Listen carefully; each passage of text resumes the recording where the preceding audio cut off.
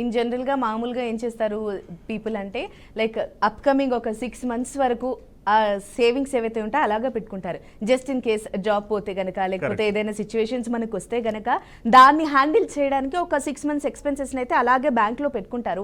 మరి అది కరెక్ట్ అంటారా రాంగ్ అంటారా? కరెక్టే. బట్ దాని తర్వాత మనం ఇన్వెస్ట్మెంట్స్ కూడా చేయాలి. సో ఎమర్జెన్సీ ఫండ్ అనేది చాలా ఫైనాన్షియల్ అసలు ఫస్ట్ కోర్ కాన్సెప్టే మనకి ఎమర్జెన్సీ ఫండ్ అనేది వస్తుంది. కానీ దాని తర్వాత ఏం చేస్తున్నారు అంటే ఈవెన్ ఈ ఎమర్జెన్సీ ఫండ్ ఈ రోజుల్లో మెయింటైన్ చేసే వాళ్ళు చాలా తక్కువ మంది ఉన్నారు. తెలుసు, అందరికీ తెలుసు చేయాలని, బట్ చాలా తక్కువ మంది చేస్తున్నారు. ఇప్పుడంతా కల్చర్ నడిచేదంతా కూడా ఈఎంఐ కల్చర్ అనేది నడుస్తుంది. సో శాలరీ రాకముందే మనం దాన్ని ఖర్చు పెట్టేస్తూ ఉంటే ఇంక దాన్ని ఎలా గ్రో చేస్తాం? సో మనం ఇక్కడ లాంగ్ టర్మ్లో వెల్త్ క్రియేట్ చేయడం ఎలా అనేది ఈ రోజు చూద్దాం. సో జనరల్గా మీకు ఒక ఎగ్జాంపుల్ చెప్తాను. ఎగ్జాంపుల్ సురేష్, నరేష్ అని ఇద్దరు ఉన్నారు. సో సురేష్ ఏంటంటే అట్ ద ఏజ్ ఆఫ్ 25, ఇద్దరికి 25 ఏజ్లో జాబ్ వచ్చింది. సురేష్ 25 ఏజ్ దగ్గర ఇన్వెస్ట్మెంట్స్ చేయడం మొదలుపెట్టాడు. నెలకు ఒక 5,000 రూపాయలు అనుకుంటే కనుక. సో అలా కంటిన్యూస్గా ఇన్వెస్ట్ చేస్తూ వచ్చాడు. నరేష్ వచ్చేటప్పటికి నేను ఇప్పుడే కాదులే తర్వాత చూద్దాం, ఇప్పుడు ఫస్ట్ నేను బైక్ కొనాలి, దాని తర్వాత ఐఫోన్ కొనాలి, దాని తర్వాత ఇంకా డిఫరెంట్ అదర్ థింగ్స్ కొనాలి అని చెప్పి వీటి రిలేటెడ్ ఇంకా డిలే చేస్తూ వచ్చాడు. బట్ రాను అది ఎలా ఒక 10 years డిలే అయిపోయింది. So at the age of 35 he started investments. But ఆయన స్టార్ట్ చేసింది 10,000.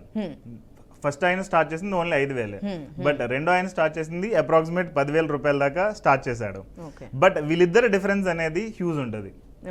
So at the time of retirement మనం చూసుకుంటే కనుక ఒక ఆయన దగ్గర 1.6 crore ఉంటే ఇంకొక ఆయన దగ్గర 3.5 crore దాకా ఉంటుంది. కాంపౌండింగ్ మనం ఒక 12% రిటర్న్ చూసుకుంటే కనుక. సో నరేష్ 25 years దగ్గర స్టార్ట్ చేసిన 5,000 అనేది యాక్చువల్గా స్మాల్ అమౌంట్.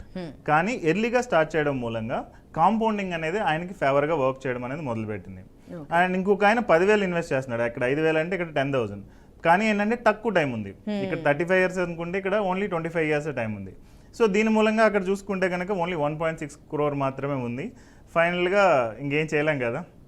సో ఈ వెల్త్ క్రియేషన్లో ఈ కాంపౌండింగ్ అనేది చాలా బిగ్గర్ ఇంపాక్ట్ అనేది క్రియేట్ చేస్తూ ఉంటుంది.